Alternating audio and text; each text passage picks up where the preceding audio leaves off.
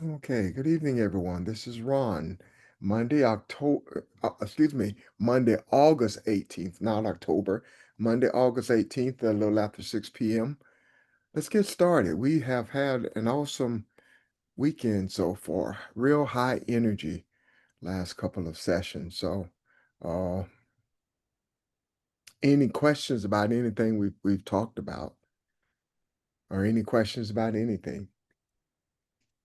Anything grab your attention?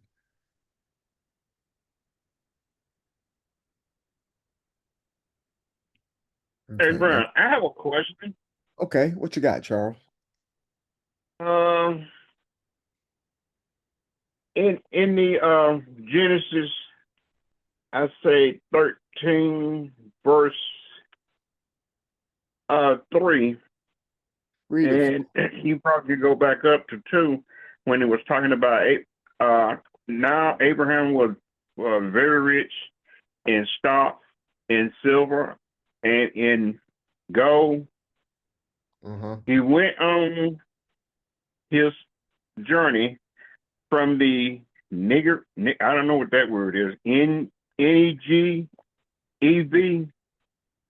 as far as Bethel to the place where his tent had been at the beginning between Bethel and Ai. Now, what is that AI is different than the AI we dealing with computers and stuff? Yeah, I forgot what that means. I forgot that AI. Seemed like it means a heap of rubble. It means waste or something. But let me look at it, Charles, because I forgot. All right, Anybody all right. got there yet that can look at that?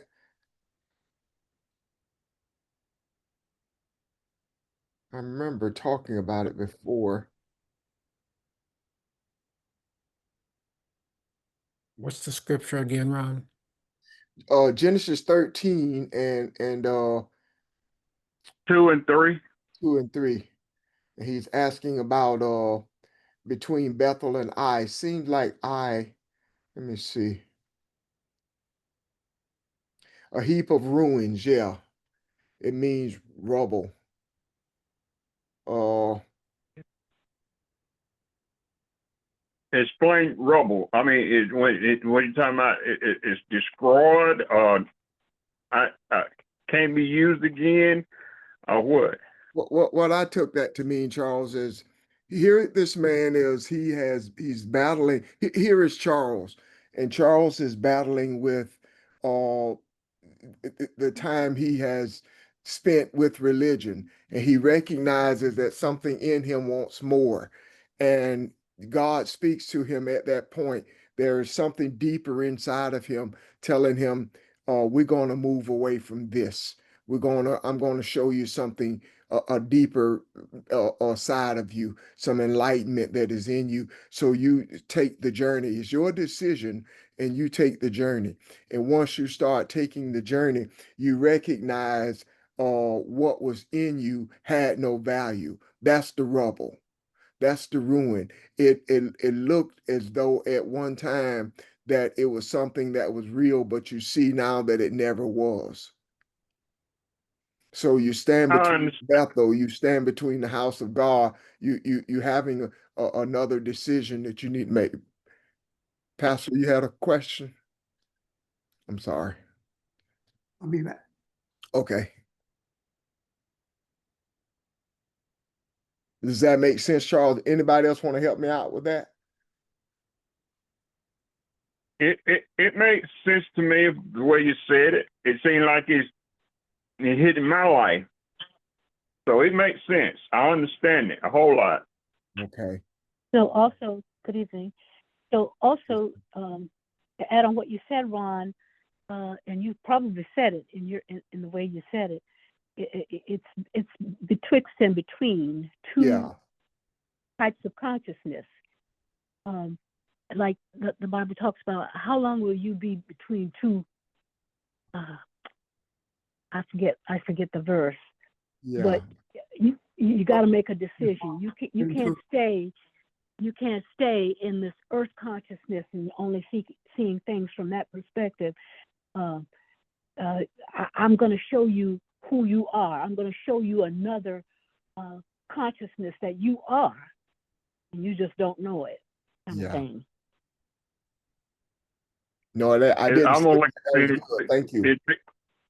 It's holding between two opinions. Yeah, sort of that sort of like that. That's what I had in mind, Charles. Thank you. Yeah.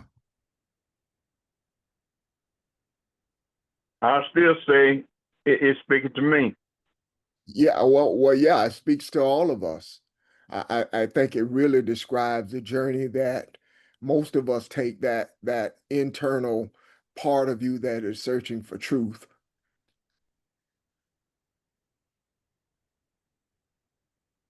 But you're right, you do see yourself in that.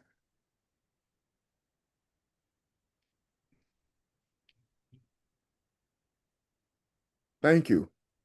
Anyone else? Any other questions? Anybody want to add to that one?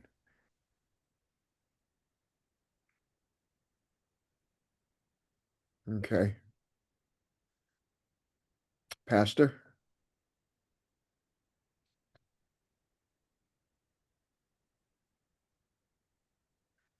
Are you muted?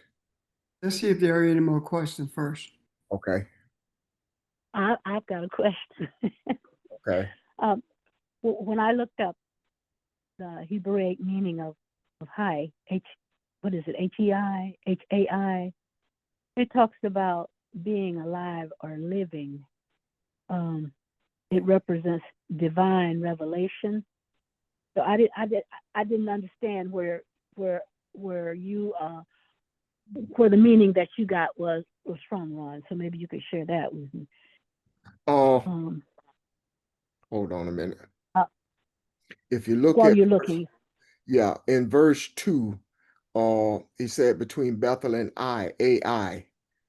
And all I did was I hit on AI, and it comes back to 58:57. Hebrew 58:57. between Bethel and And Ai. yeah, Oh, I see where it is. A city yeah, lying east of Bethel, heap of ruins. yes. Now, when I query that and I ask the Hebraic meaning of high, I get something different. So What do you have? the I alive or living, I represent divine revelation, symbol of a repentant man who withholds the revelation of God.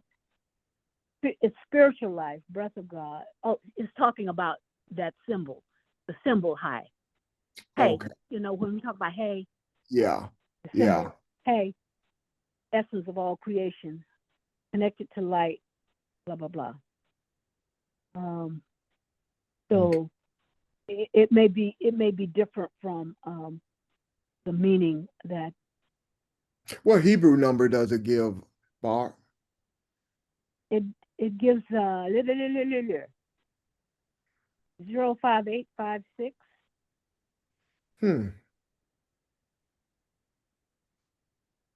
Yeah, mine doesn't take me there. Isn't that interesting? Yeah. So put them together. Yeah, I'm trying to see if both of them apply. Or how they apply, because both of them Yeah. could very well apply.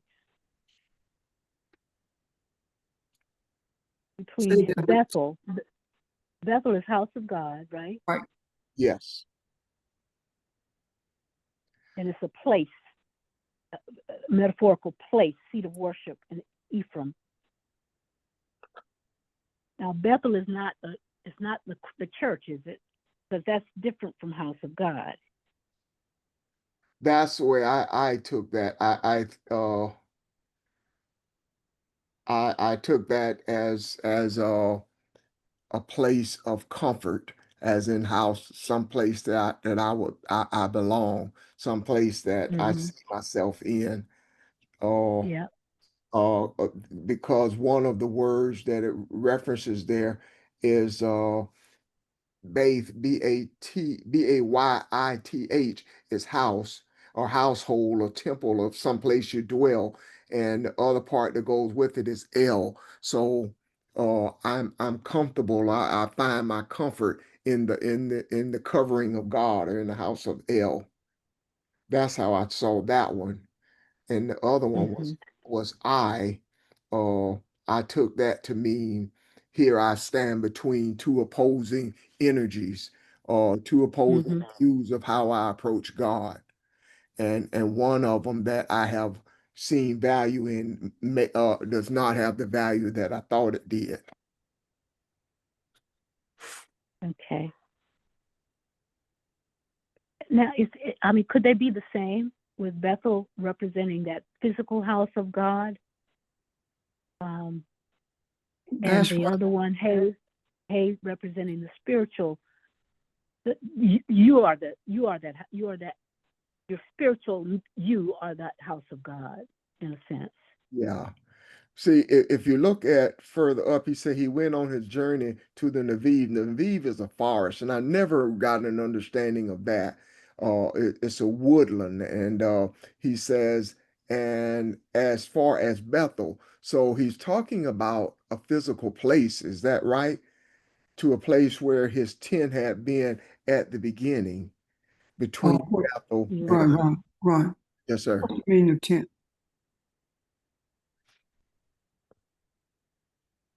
I just looked up tent. Covering Yeah, home, tabernacle, yeah, dwelling, The reason I'm saying habitation. this is because when we talk about it representing a physical structure um, and a spiritual structure, is actually representative when it talks about Bethel and the earthly way. It's talking about religion.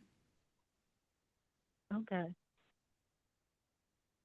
It's talking about religion. And that's exactly how religion has taken it because Bethel is Bet. Its foundation is Bet, which is a spiritual house. House. Yeah. So the spiritual house in the earth is Elohim. It is the spiritual essence of who we are. And the question is, are you going to um, find your comfort in the house of religion or in the house of spirituality? I follow what you're saying, and I follow what you said too, Ron. That you felt that it was your place of comfort, and we yeah. all had our place of comfort in religion. Yes.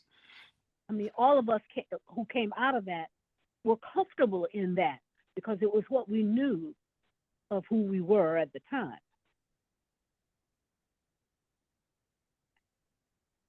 So that was the discomfort and the in a sense discomfort of Abram leaving where he was comfortable to go someplace else in pursuit of the awareness of his spiritual essence, the Elohim that metaphorically it is. Not metaphorically that it is, but Abram being the metaphorical entity. So then, uh, the heap of ruin then would be that space. Example, I remember a few months ago when we talked about Jesus, right? And that hit me like a ton of bricks. And I remember thinking when I was alone, how do I pray or who do I pray to? It was an empty space that I had to, I was used to being filled with something. So can that be what he sees what's in ruin? That I not sure where I go from here. Because something between it was him between those two worlds or those two energies. It was some part of that contemplation that brought about the uh the drought or the famine rather. And he came up out of that that tight space, and what he did was he returned to Bethel, which was where he had once been, apparently, because So it yeah. says that Okay, so this the is place where post. his tent had been Yeah. at the beginning. If, So when he if came out of the tight space, that cramped space, he went back to the. It's almost like he's almost going back to the state of consciousness that he had been before. Yeah. Brian, Uh, if Yes, sir. if you trace it down to the primitive root, it says to distort or to bend for the I. To distort or to bend. Yes. Or to commit iniquity is all about something that is antithetical to the Creator. When it says that, where is it? That he So pictures having okay, the east is always in the front of Bethel, yeah. in front of the house of God. And high is on the east, and there he built an altar unto the Lord and named it. I'm looking for I again. There it is. So I, when you trace it down, means distortion. That's the original root of that word. Okay. Let's try to pull it together then, Pastor, because he's at the same place that he goes before before he goes to Egypt.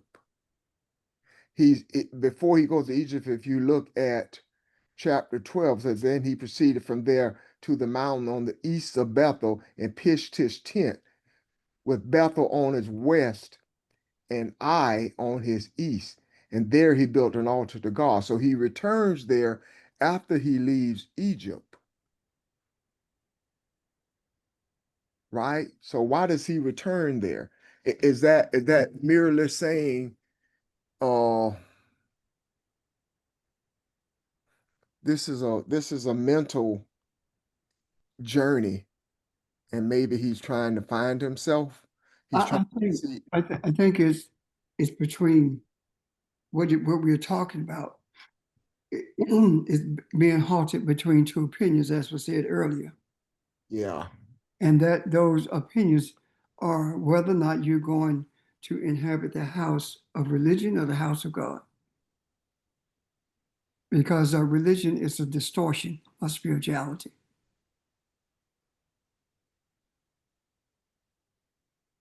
I agree with that. I see that. Okay. That's yeah. The heap or the rubble it leads to a distortion. Yeah. Yeah. This is when your eyes are open, you do see it as a distortion. Yes.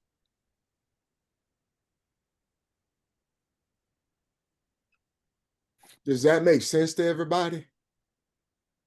Do you see where we are? yeah, it makes sense to me. Okay. Chuck, you Yes, okay? it makes sense. Okay. Yes, man, I'm okay. Thank y'all. Can I ask for a summary a little bit of that? Sorry.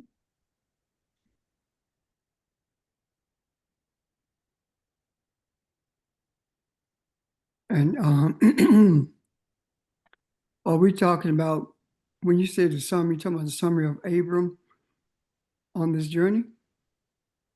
Of what the AI meant in terms of the rubble that Charles had just asked about, AI and that you distortion. guys were going over.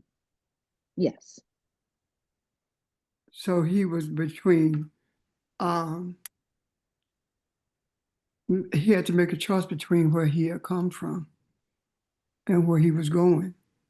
He had come from a comfortable place of religion, and he was headed, being guided rather, to a space of spirituality. So if I were going to simplify it, maybe I'm wrong or not thorough enough, but I would say that when we began to see light, it was the Lord telling us that we needed to move from where we were at our Father's house, because that was religion. And as we moved, we were halted between two opinions, and that is um, we had to deal with, as Ron said earlier, the idea of Jesus not existing, and in that being in that void or in between, now a decision has to be made whether or not you're going to continue the journey to the house of spirituality or whether you're going to live in the midst of distortion. Okay, so the rubble, The that rubble, is, the rubble that and is, distortion are the same, baby. okay, Well, yeah, it's part of the same thing as the distortion. okay. Does it make Thank you. sense? Yes. Okay. And rubble means something that's been torn down. It's been destroyed already. And it's almost like us saying, you know, we can't go back into quote unquote religion because that's the rubble for us.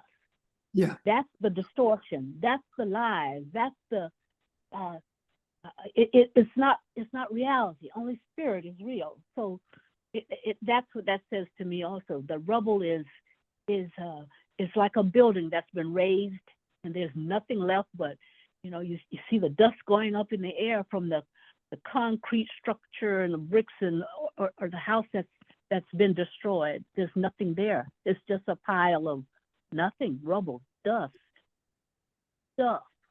And that's why we say, if you go back, what would you be going back to? Right? Right. Okay. Not only In other that, words, it's make you feel like a dog going back to his own vomit. Thank you. Yeah, that's true. that is.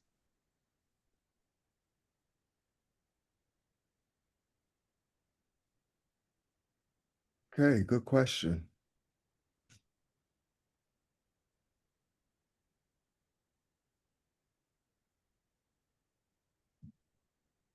Pastor, you all.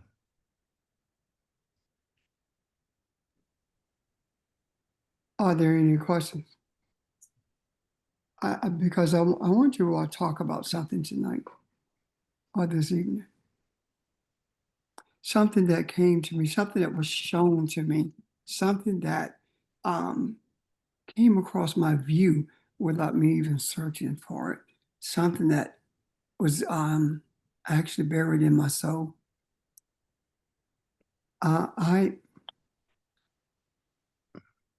You heard me when I said that I was shown by the ancestors it was not necessary for us to go through the rituals that Africans go to on the continent in order to reach this height of enlightenment, being shaman or spiritual man, whatever. Well, we know that spirituality is energy. And we also know that breath, air, spirit, all are the same.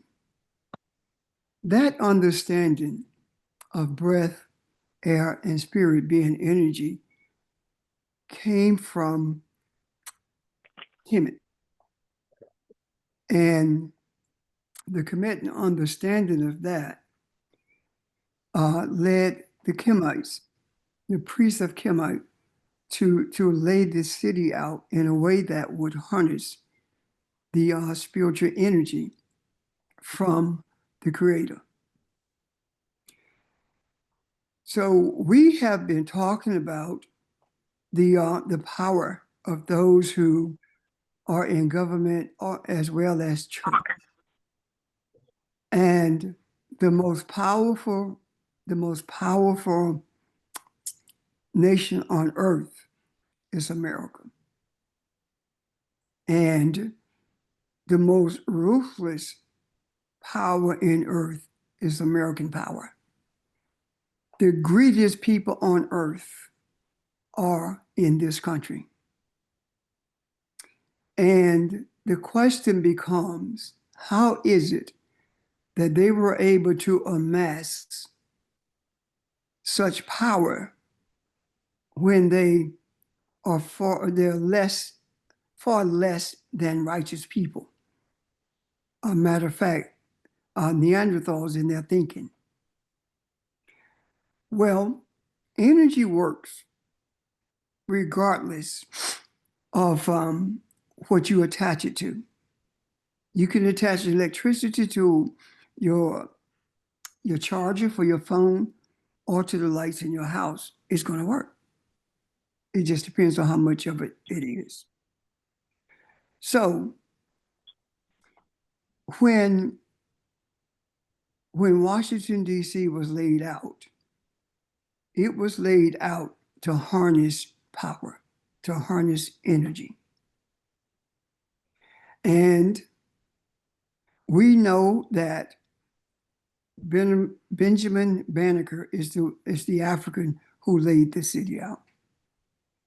The instructions came from George Washington that the layout would be 10 square miles or 10 miles on each side.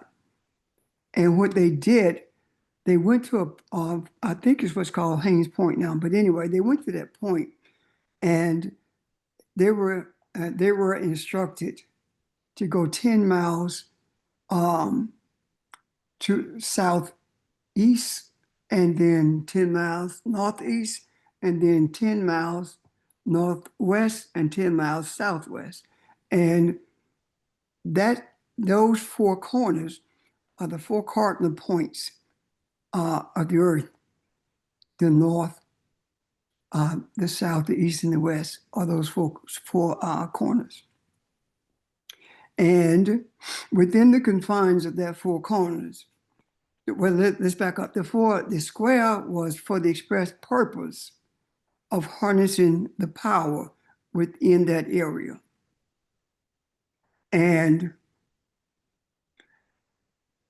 when Benjamin Banneker was told to lay it out that way, they told him that they wanted it to be laid out based upon the heavenly bodies, meaning not only the moon and the sun, but also the planets and the stars.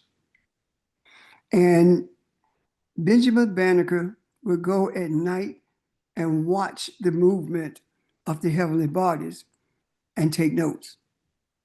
And when he had taken all the notes, this white guy for whom he worked came to him and told him to set a stake every 40 feet so that they could align with the heavenly bodies.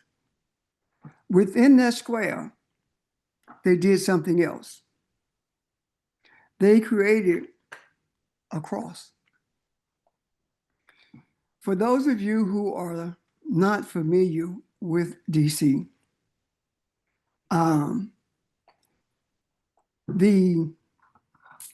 the way it is laid out, it is laid out with monuments that does not seem to be connected to each other. And when it was laid out, in the north was the White House. In the south was the Jefferson Memorial. In the east was the Lincoln Memorial. And in the west was the Capitol. That's how it's laid out.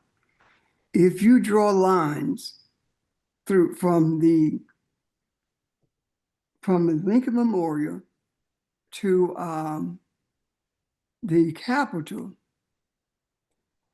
and draw a line from the White House to the Jefferson Memorial, you will have a cross laying on its side. And where that crossbar is, right in the middle of it, is the monument. And the reason they did that is because they knew how the Kemites, how the Egyptians actually monitored the power or harnessed the power in Kemet, and they sought to mimic that, and they actually did it. And what has happened since then is that the same things that the Kemites used, and the reason they used them, were duplicated or replicated in DC.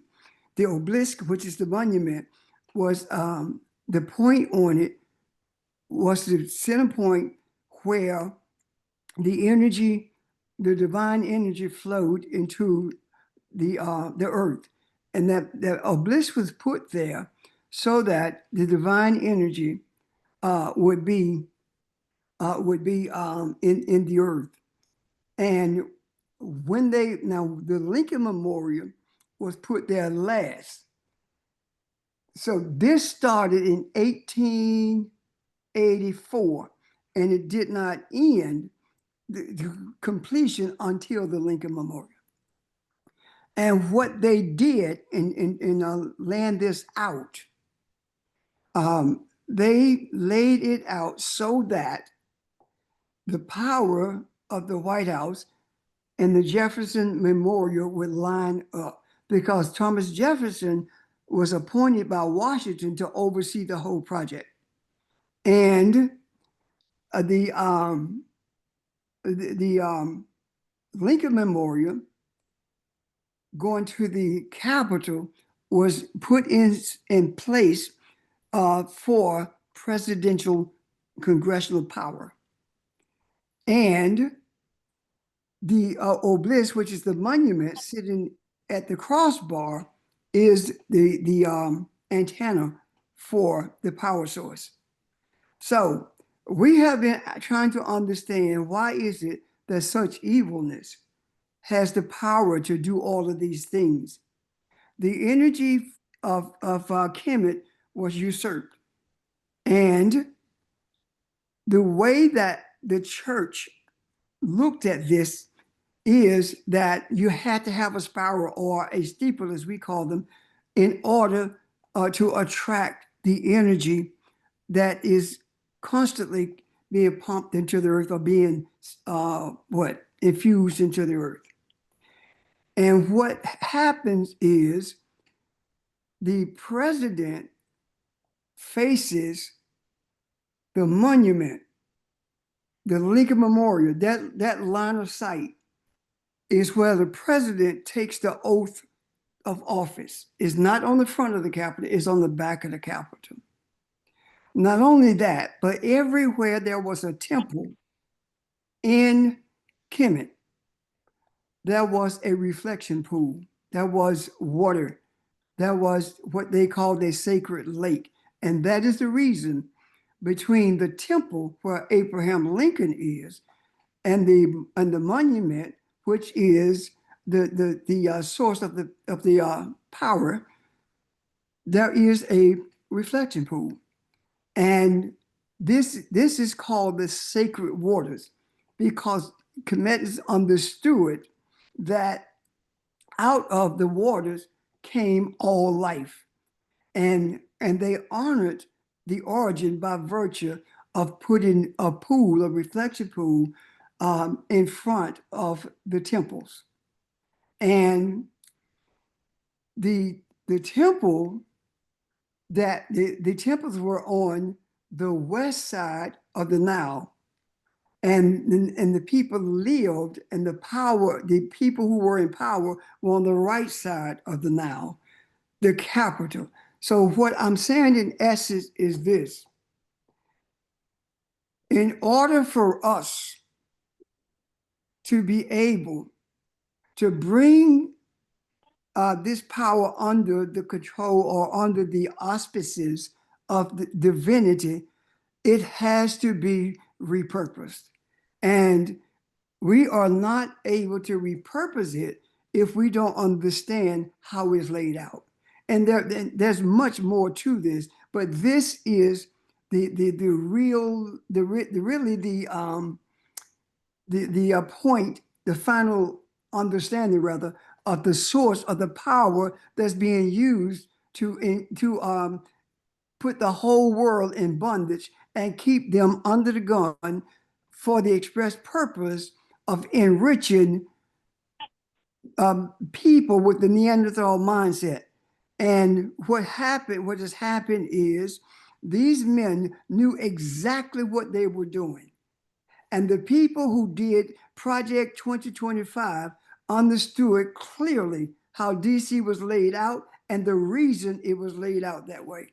They understood that. If you go in the monument and you look above the elevator in the monument, the Eye of Horus is above the elevator, embedded in the wall. If you look at the temples or the buildings that are replicas of the temples in Kemet, you will see symbols out of Kemet on the face of these buildings. And you count the columns in the buildings. Let me give you an example. The Library of Congress is considered a temple of knowledge. And that's why the Library of Congress was built where it is and the way it is constructed.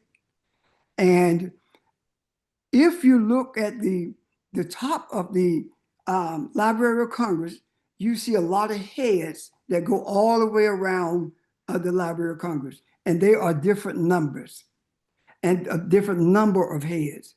And, excuse me, the backside of the Library of Congress, there are 5 heads. And those heads are Africans. And those heads represent man, and they represent the origin of man. So, and one day we'll talk about the 7 cardinal numbers because they are also included in the structure of the layout of DC. And George Washington knew that, well, all of them were Masons. Let me put it that way. Let me start with that. All of them were Masons. So all of them were familiar with what they called Egypt. Now, this is the kicker.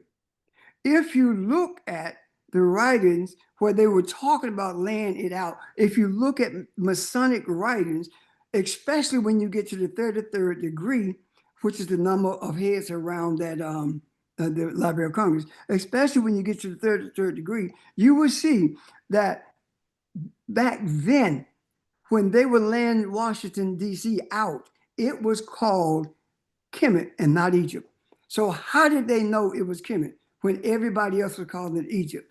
Because they had studied, they meaning Europeans had studied Kemet to the extent that they understood how to harness the power, and they also understood something else. If we take the African, the origin of all of humanity, and subjugate the African, he will never know who he is. And we will be able to maintain this power structure. And we will be able to keep the African subdued and not knowing who it is. And the reason that everyone else is above us and we're the bottom of the totem pole is because they fear us. They do not fear that we are going to retaliate. They know that we are not seeking revenge. They understand that. The greatest fear that they have is that we are going to understand the power structure in DC. And I'm not talking about politics.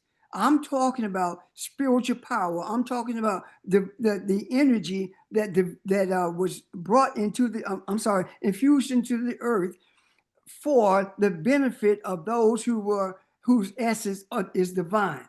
Now you say, why would the Creator allow this to happen? The Creator told us to dominate the earth, and we didn't. We did it for a while, but then our kindness is what was our undoing, because we were not murderers, and they murdered their way to the place where they are now, and at the same time they usurped the energy that the African was using for the benefit of humanity, and now that energy is in the hands of the people in this country, the ones who pull the strings from behind the scenes. And they made sure that Egypt was flooded with Europeans. Right now, if you go to Egypt and say that Egypt is in Africa and that original people are Africans, they will send you home. They will run you out of the country. This was set up so that white men could control the world forever, as long as that was a white person alive. We are in a unique space right now. And the unique space that we are in is that we understand the structure of spiritual power. We understand the power of all of it. We also understand as above, so is below is important. And I'll talk about that later on. But what I'm saying now is we must repurpose that power.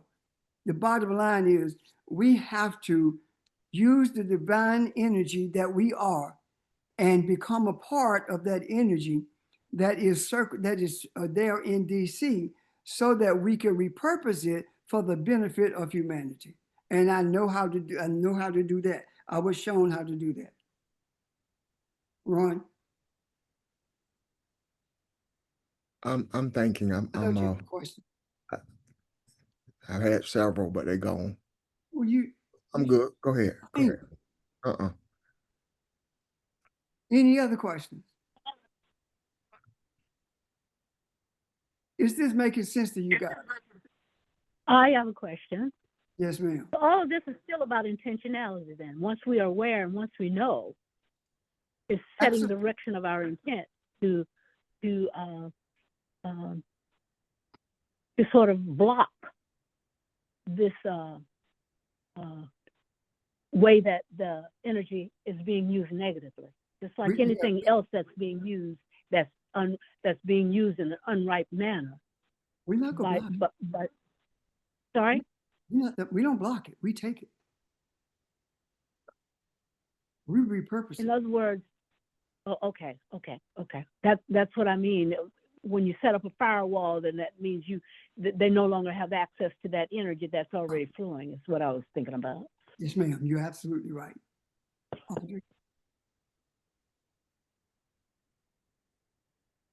I thought you had a question. No, I thought I did too. I Hey, guess Pastor, I have a comment. My comment is most people is thinking about it's all about the money, but I don't see it like that. It's all about the power, because with the power you have the money. Yes. Yes. I mean, they went as far as taking the pyramid and putting it on the back of a dollar bill, and with the all-seeing eye, which is the eye of Haru. Ron? you mentioned you were going. I didn't want to stop you. The Africans that are on the building, did you say? Yes. Go through that part again for me. That is intricate, because every single race on the face of this earth, or every single group of people on the face of this earth, has a face on the Library of Congress. Okay. There are 33 faces on that building. And that's also that also speaks to the 33rd degree of masonry.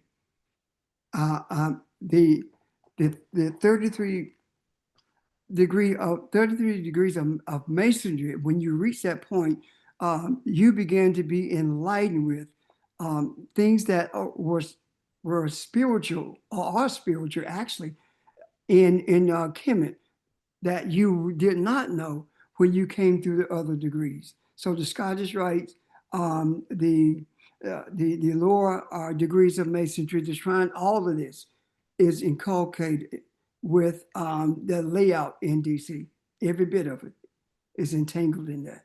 So the everywhere you go in DC, what is called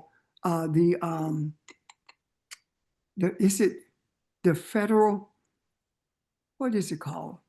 The area where all the federal buildings are. Anyway, it has a name. Not federal district, is it? Yeah, the federal district. Federal You go to- Triangle? Huh? Federal Triangle? No, that's inside of it. But the federal district is the area that's in that 10 mile by 10 mile by 10 mile radius. That's the Oh, yeah. federal. District, In- federal district. inside of that is another district, and that is the district that encompasses all of the political buildings, and each one of them on that meridian that runs from the Lincoln Memorial all the way past the Capitol, actually to the Library of Congress. All of them mean something that came out of Kemet. Every single one of them, as well as the cross, the vertical line that comes from the White House to the Jefferson Memorial. All of it means something. Every bit of it. And every bit of it is an attraction for the energy in the earth that man can use, if he knows how, for power in the earth. And it has been usurped by the Neanderthal mindset, and the African now seeing it, understand something, that Benjamin Banneker, the African, is the one who laid it out for them because they did not know how to do it. Question? Is Well, he This is was, Charles again. not only was he like Hold on one second, a Charles. surveyor and a whatever, but he was well, I want to say astrologer, but that don't Yes, he mean was. like Yes, he was. woo woo. He understood the stars and all of that. Yes, ma'am. And he wrote an almanac too, didn't he? He did. And all of it, But the question I had though was, does the 33rd degree of the masonry have anything to do like with the 33 vertebra, all of that? Is that connected? it represents the 33 degree. Yes, all of it is connected. The 33 degree masonry represents the 33 kinds of men that originated in Africa. And the reason the African heads are on the back of the building is because that represents the origin of all the rest of the men of the races that emanated from Africa. Okay, that's what I was asking. Okay, okay. That's what I was asking. I got you now. At some point, I'm sorry, Charles had a question first. Now, Charles, do that. And then I want you to say something about the square. Go ahead, Charles. When you said the way they built this stuff, it bring me back to Aaron the priest and how God told Aaron to build the temple, and this making it seem like that's what America, that's what this black man did over here in America. Well, that's exactly what happened, Charles. He laid out the square that became a foundation for new life. And the number four actually in Kemet meant it was spoke to a square because it had four sides, and it was the foundation that new life for the beginning of new life. But didn't we study this at one time, or not this? We haven't studied this, but we talked about shapes at one time. Aren't circles supposed to be more energetic or more hold energy? I don't remember what we determined. Kemet was laid out in a square, just like Washington, D.C. Okay.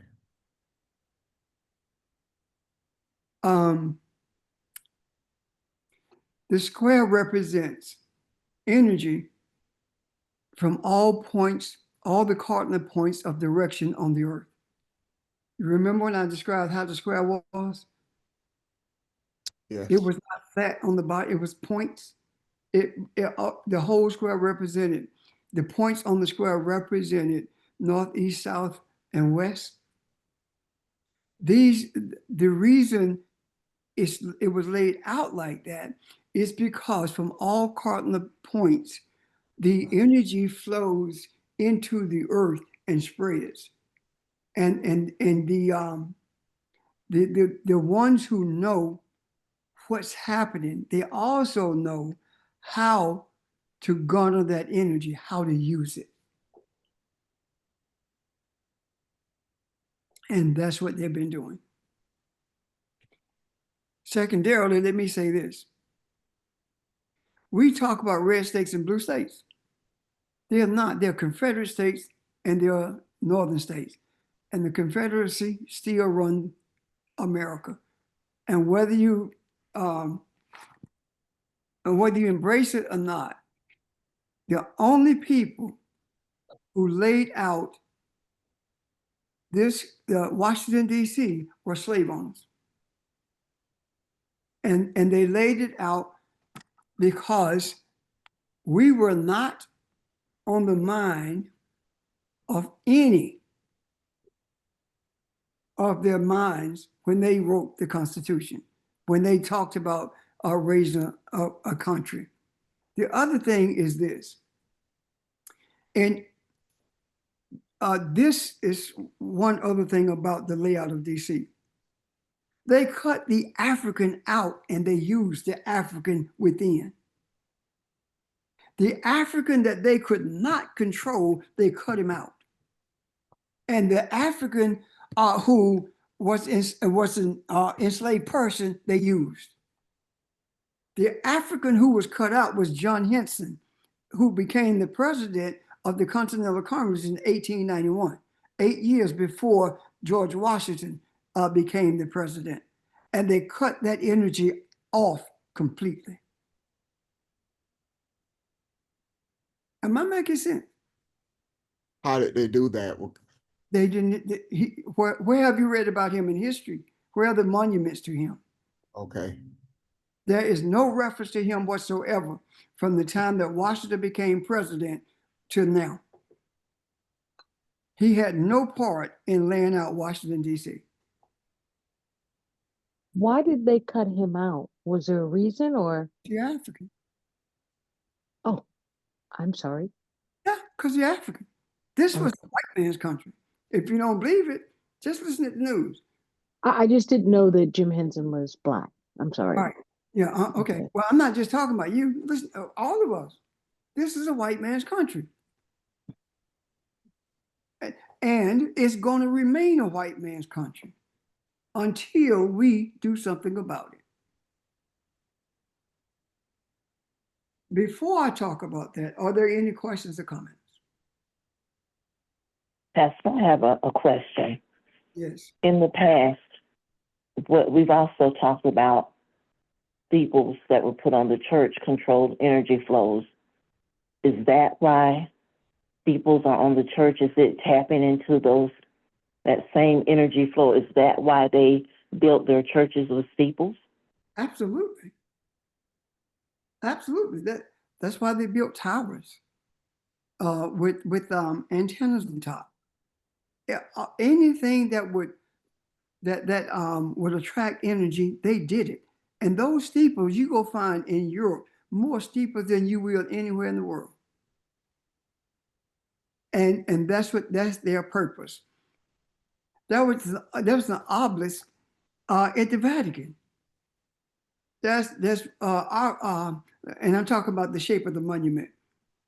And if you and the monument, actually, the reason the obelisk was the way it was is because it represented the only part of a set Osiris that could not be found. That his body was cut in 14 pieces. They found 13, and the one piece that Asar did not Iris did not find was the penis.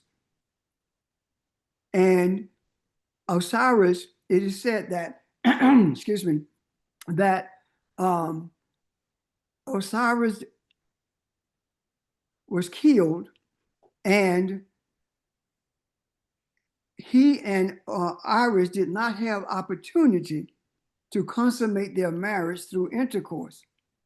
And Osiris impregnated her from the spirit world. And if I tell the whole story, what you're going to hear is the story about Jesus and Mary having a virgin birth, because that's where it came from. And this obelisk was in honor of that part that could not be found, because from it came the seed of life. Pastor, you talking about Isis, Isis, Osiris. right? The real name is Aset and Asa. Yeah, Okay. Asar. Say again, Asar. What'd you say? No, Asar, Aset, and Haru. Yeah.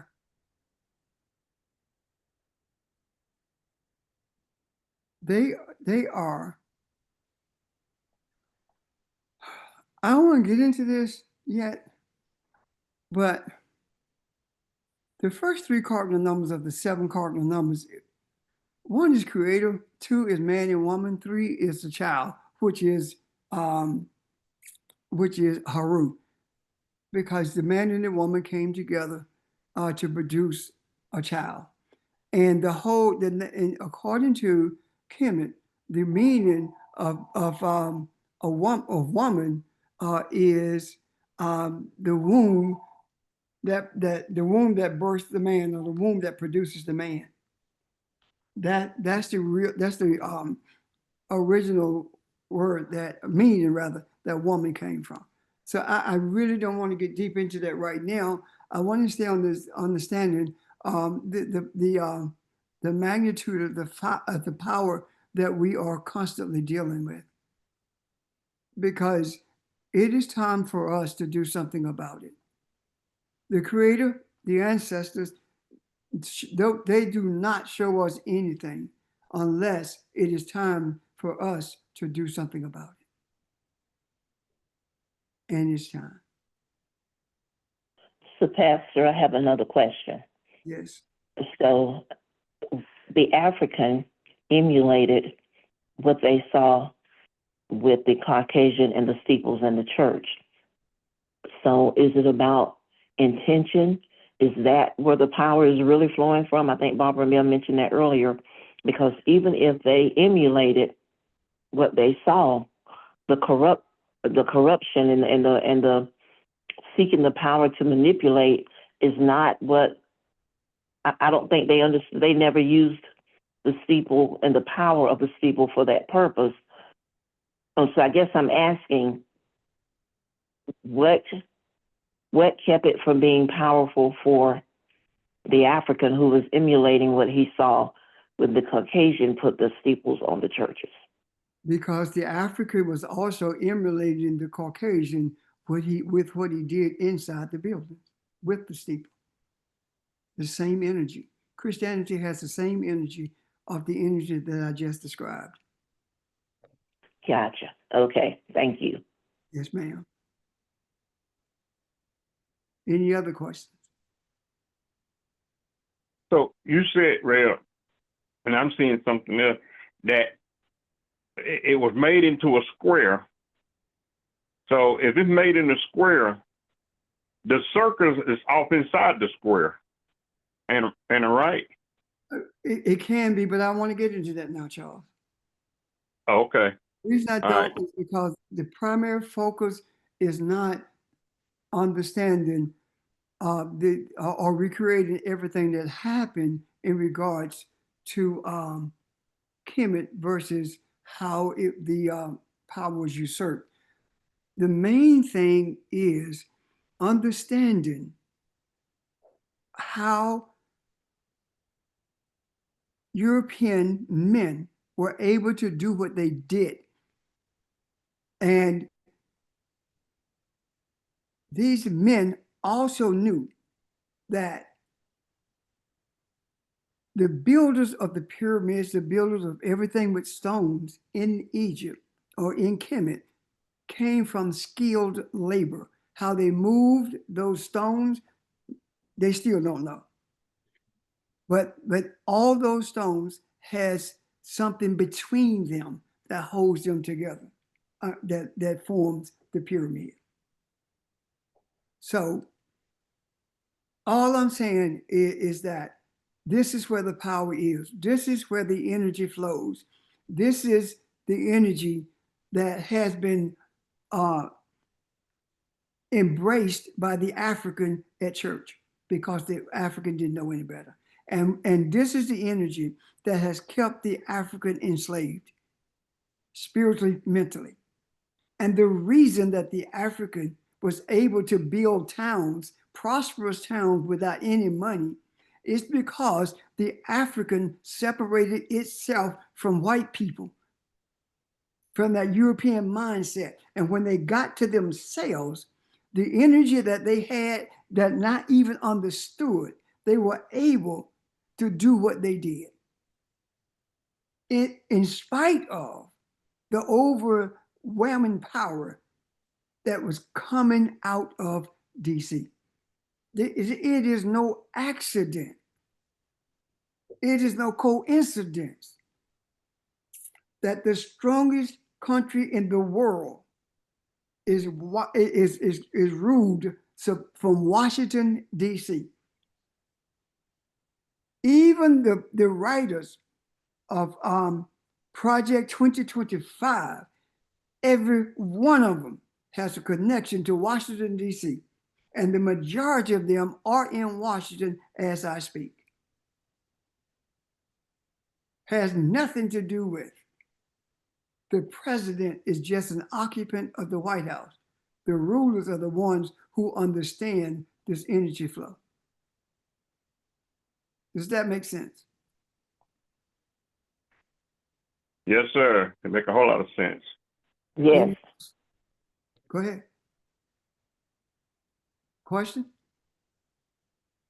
No, Comment? I was agreeing, saying yes, it makes sense. Question? how do we Or repurpose comment? it? So how do we repurpose it? Or we're not there yet? Yes, we are. Yes, we are. And I have something else to say about it that I see now about repurposing it. Yesterday, when I talked about we can no longer talk about where we go, that we go grow into something, we have already been initiated. We are already who we're supposed to be. And as long as we look for it, it never comes. We are who we are. And we are in the space that we need to be in.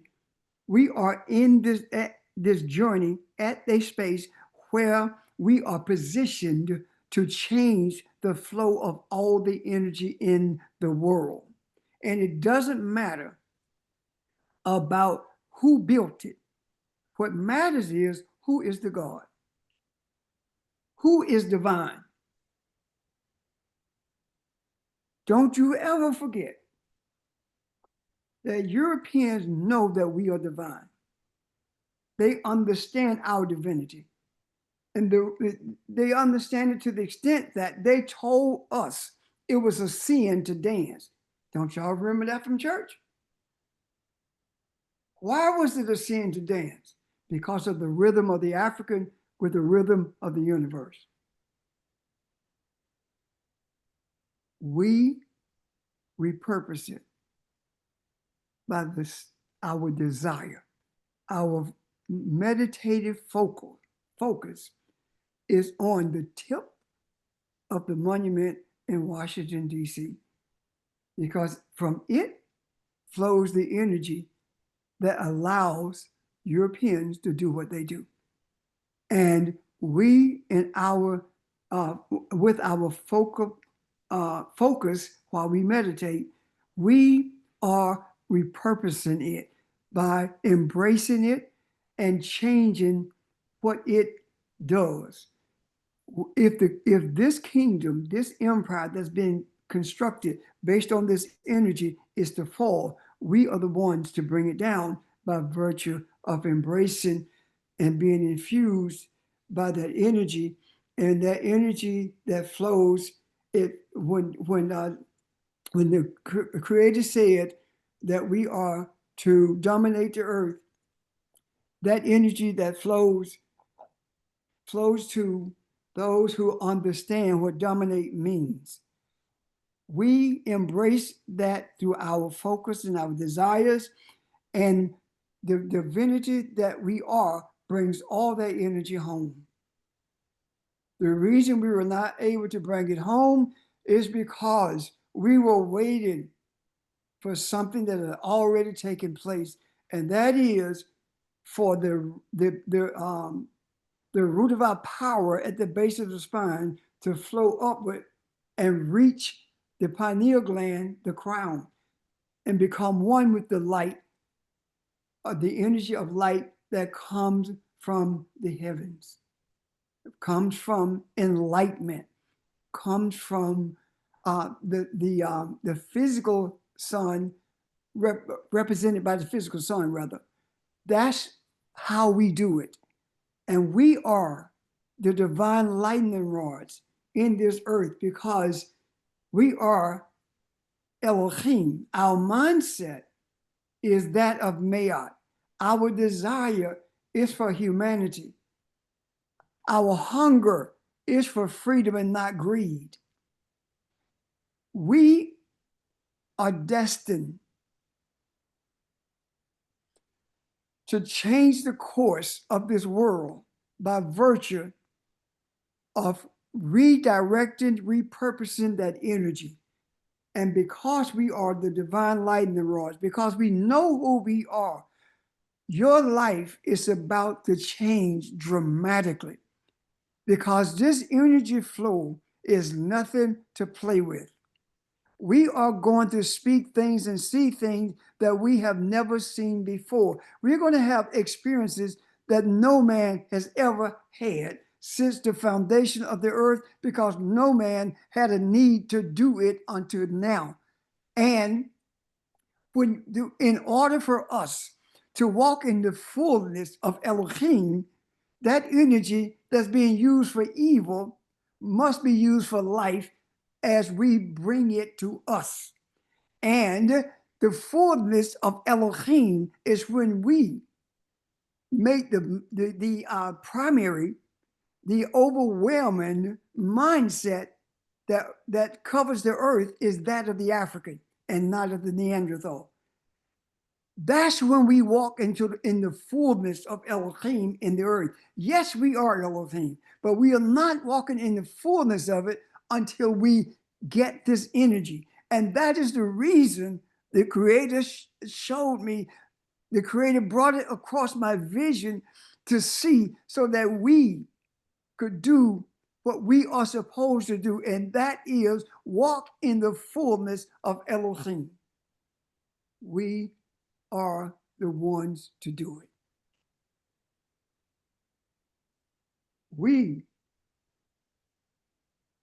are as above, so is below. We've been talking about that, but I saw it today. And what I saw today is this. Our bodies are majority water. Am I right? Yes, James, you're right. Yes. And water is a physical manifestation of spirit. And above is spirituality without materialism, without a material being. We are below, and enlightenment is above. And in order for as above, so is below, we have to be that, meaning that not only are we spirit, but these bodies, which is a physical manifestation of spirit, we have to bring it to a place of unicity, of oneness with the spirit that we are. And I am saying that now that we understand that the light that we are, now that we understand that the energy that lay dormant at the base of our spine is now one with above, and now as above, so is below, because we have finally become one. Does that make sense? I like that. Ashe. Yes, sir. Ashe. Thank you. We are one. We talked about being one with the spirit, and we didn't understand what that meant. I see it. The ancestors showed me it. And because we are above, we are no different than above, as above, so is below. We are one with it, and that gives us the power, the authority, and the obligation of being infused by our desires with all the energy that has been abused all of these years. Yeah. Questions, comments?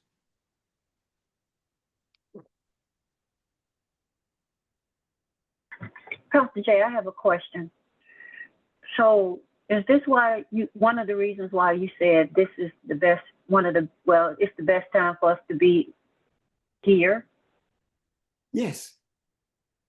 Yes. This is the best time to be in this earth, because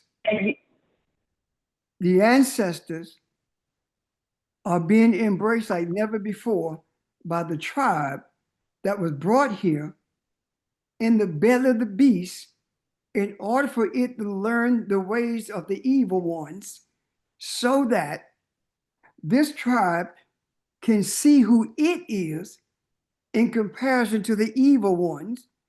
And now that the shackles of religion have been cast to the ground, we are free from that. And we see the evilness, and we understand now how they continue to be evil, how their power continued to rise as opposed to faltering. We see that. Yes, this is the best time to be in the earth, because those people who don't even know us are going to benefit from everything that we are doing. Amen. Sure. Ashe, and also, will we see things manifesting more quicker now since you have brought this to light to us? I cannot speak to the speed, but I can speak to this. Watch and see what begins to happen in September. That's all I can say about that. Enough said. Okay. Thank you. You're welcome. Questions, comments? Pastor, I have another question. Yes. So now that we are aware of the power source, so to speak, of the power source, because that's what we're recognizing. When the scriptures in 2 Corinthians talk about, for the weapons of our warfare are not carnal, but are mighty through God for the pulling down of strongholds, casting down imaginations, and every high thing that exalts itself against the knowledge of God and bringing into captivity every thought to the obedience of Christ. We have been saying that the Neanderthal is a mindset. And I guess as I'm listening to you saying the change is getting ready to happen, we now understand. I guess my question becomes, that high thing that has exalted itself is a mindset. So are we bringing the thoughts of the Neanderthal into the obedience of the African, into the obedience of the way of the thinking of the African? Is that what we are getting ready to do to change everything? And I keep saying in a twinkling of an eye, because I feel like it's going to happen quickly. But like you said, we're not trying to shape it and set parameters. But I'm wondering now, has that been a code for us to see how we're supposed to do things now that we understand where that source is coming from? What is it that we're changing? Is it that we're pulling down the strongholds of the mindset of the Neanderthal? We are, first of all, we are not waiting for it to happen. It has already happened. Now we got to manifest it. Yeah. Now, Yes. what we are doing is bringing the Neanderthal mindset under submission to the mindset of the African, the mindset of Kabbalah, the mindset of righteousness. Think about it this way. The mindset of the European has been pumped into us, infused into us for years. But there's one thing about the Neanderthal mindset that we did not embrace as a people, and that's revenge. If we had sought revenge, there would not be Europeans in this country, and if it were, it wouldn't be many. But parents don't kill their children. That's why it's not revenge. It's equality. Does that make sense? It does. It does. We are who we are because of whose we are. Yeah. And nothing is to come. It's a big difference between something coming and something manifesting. We have seen the manifestation of the Confederacy in conjunction with the so-called the people who fought for the end of slavery. Anyway, we've seen that because we asked for it. Yeah. And now here we are. We've been doing everything to understand how is it that they remain as strong as they are, while at the same time being as evil as they are. Now we know. It's all about the energy.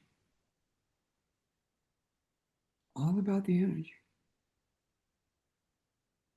In my every session with the ancestors, it's a session now of being infused with all of that power and energy that has been abused for quite some time.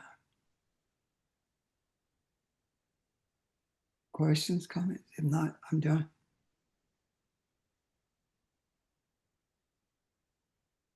I have one more question, Rev, and just help me on this. You remember you were telling that story about the elephant being changed to the tree?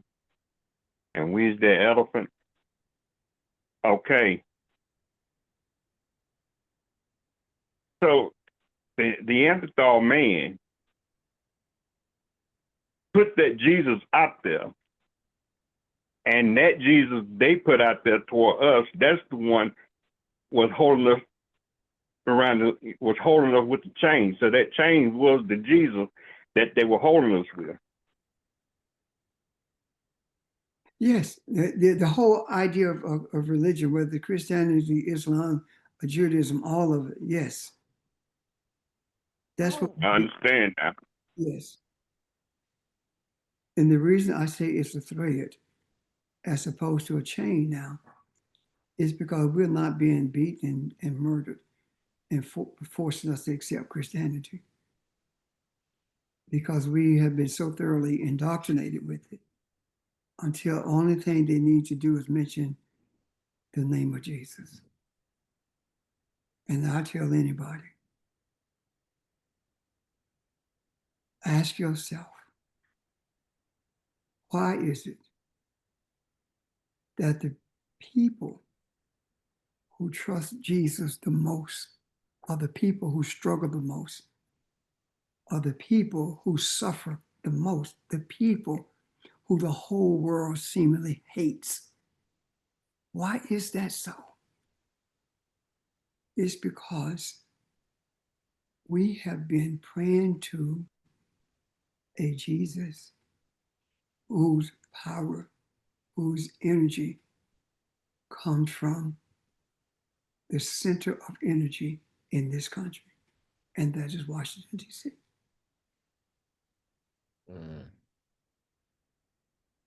The moment we understood that it's all about deliverance, that is when the ancestors led us to where we are today.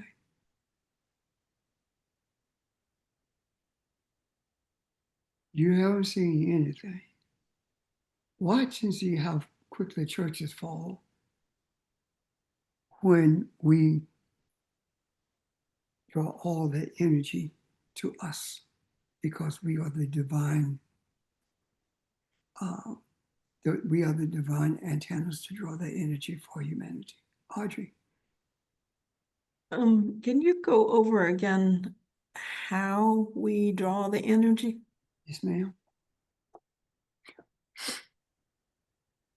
Let me tell you how I do it, okay?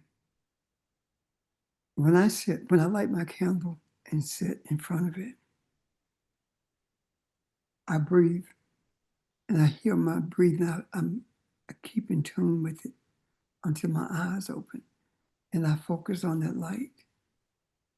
And when I focus on that light, like last night when I was focused on it, I heard go to bed and I didn't move. And I heard it again and I said, if I'm hearing you correctly, let this candle flicker. And the fire on that candle, it flickered until I got up. So what did I do? What I usually do before the ancestors say go to bed is my desire is to be the house for the energy that's necessary to bring humanity to a place of harmony. That's what I asked for. Say that And part again. So, your desire is what now? for the energy to bring humanity to a place of harmony. Okay. That's all I want.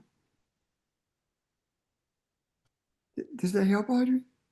Yes, but you mentioned something about the Washington Monument obelisk, Yes. focusing on the tip of it or something like that? Yes. Why I said that is because most people need a focal point to direct their energy. And focusing on the tip of it, it's simply a pyramid sitting on top of, but to focus on that helps you keep in mind where the energy flows into the earth, where it's being infused to this earth. That's all. Okay. Yeah. Okay, I got it. Any other questions? Oh, thank you. I have a quick question to ask. My question is, if the monuments in DC were built after the monuments in Kemet, is it also possible for us to tap into the energy there? No, we don't need that. We are the energy there. We need the energy of Kemet was not the energy for Kemet. because Africans prospered all over the world when Kemet, when the energy of Kemet was in Kemet. The empires grew until Alexander went into Kemet and burned the books, but also read the books and learned how to do it and transferred or replicated the symbols that drew the energy, replicated in Washington, D.C. right before our eyes, and we never really paid it any attention. And so I say, just like we don't focus on the rituals of our brothers and sisters on the continent of Africa in order for us to become spiritualists, we don't have to focus on the energy of Kemet, because the energy doesn't belong to Kemet. The energy belongs to Elohim, and Kemet was a recipient of it. Does that make sense? It does. Thank you. Okay. Pastor Jay, one more thing. So you're helping us remember who we are. Is that what's happening as well? Yes. Because yeah, you know what I'm saying? I do. I'm not teaching you anything. I'm just bringing it to your remembrance. Let me ask you guys this. Did this resonate with you all? And I want to hear yes or no. Did this resonate? Yes. Yes. Yes. Yes. Yes. Yes. Yes. Very much so. Yes. That resonation is awareness, that becoming aware of something that's already in you. The resonance, or whatever it is. Resonance, that's what it is. Eva, you had another question? Well, yeah, I was just saying, you truly letting us know that we are gods and the power that we have. And I've said before, we look for power to raise the dead, heal the sick, which we are doing anyway, but it's not a physical thing that's happening. So I could just see the power that we truly have. It's just awesome. Go ahead, I'm done. I'm really done, but thank you. The number for death in Kemet was 6. So, again, I was coughing. The number for death in Kemet is 6. The coffins in Kemet was 6-sided coffins. The number of pallbearers who carried a coffin is 6. And they put them 6 feet in the ground. 6, 6, 6. It represents the death of the mind, body, and spirit. And death means the exit from this body. This body decays, goes back to what it was, the mind and the spirit. The idea in Kemet, the same word that says man means mind, M-I-N-D also. With the understanding that femininity is spiritual, because woman comes from the word that words that means one who births man, or one who birthed the mind. And the mind is what? The mind is earthly, is it not? Mm-hmm. And I'm going to tell you something that is really controversial.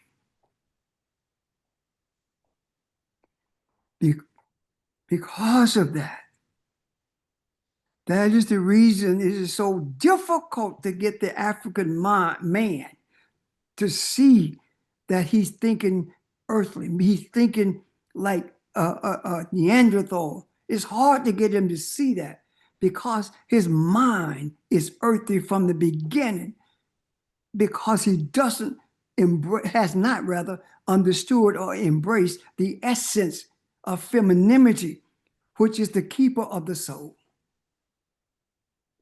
That is why men, first thing talk about defending somebody, protecting somebody, is always physical, because your mind is earthly. And the earthly mind has become synonymous with the Neanderthal mind. It's hard to get that through to an African man, because he's so thoroughly indoctrinated and he's feeling himself.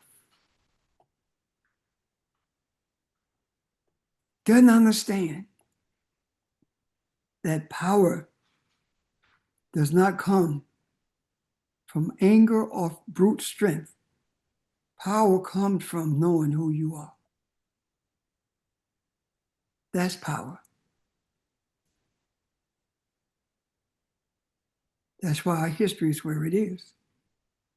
That's why they're destroying our history. That's why they don't want us to know our history, because our history tells a story that's totally different than the stories that we have been told.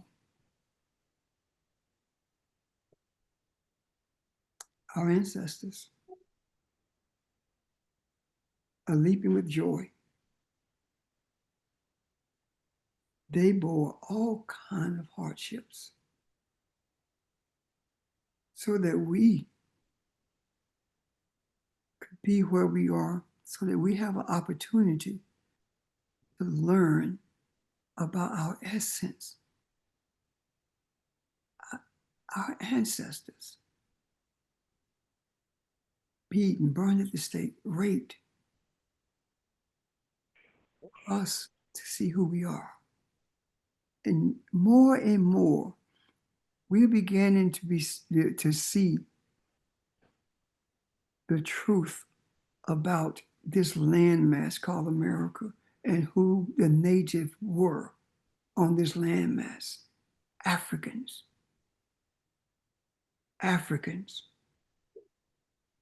This was all of these nations that are called Indians. These were nations of Africans. This landmass had cities. This landmass had temples. This landmass had a government until all of it was destroyed. And because those who crossed the Bering Straits from Siberia were light-skinned, lighter than us, they became the indigenous people of this continent, where we are the indigenous people of this landmass. I'm done. Pastor, I got one more thing, y'all. I'm sorry. I know I said I was done. Whoa. If you got to apologize, don't ask it. Okay. Okay. I can't. Okay. So today you're bringing all this to light on the 18th of August. And 8 and 1 is 9. And our numerologist, he's on the phone, GC in Philly. It says the number 9 generally represent completion, endings, and new beginnings, along with universal love, compassion, and wisdom. It signifies the end of a cycle and starts with a new one. So is that what's happening tonight? Because you brought this to us tonight. Yes. And George, I don't know why she called your name when she did it. It's all good. It's all good. Yes, that's true. Yes, I'm George. No, I was just gonna say, Evelyn spoke about 9, being about the cycle. And when we talk about, the spiritual meaning of 9, it talks about cosmic consciousness.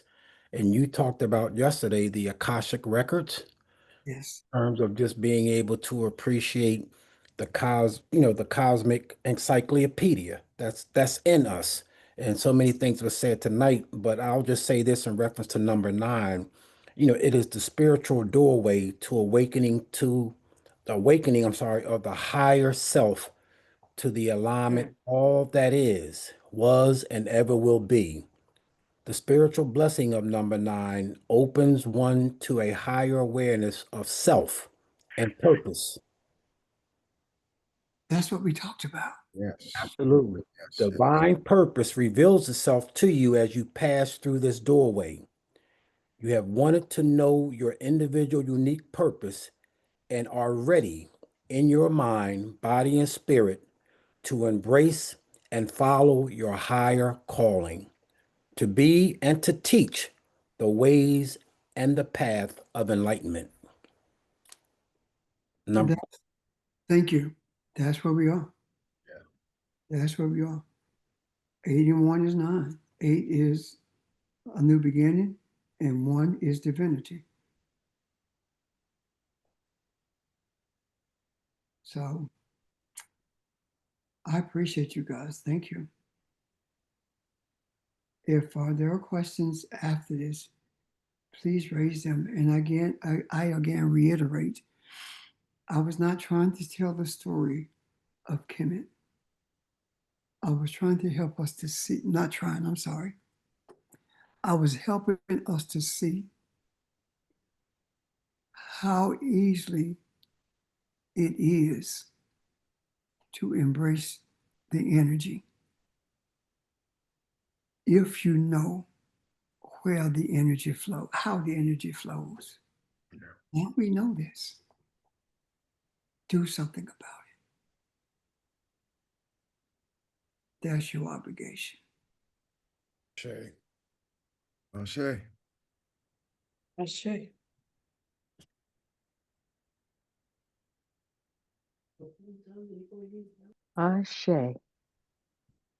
Thank you.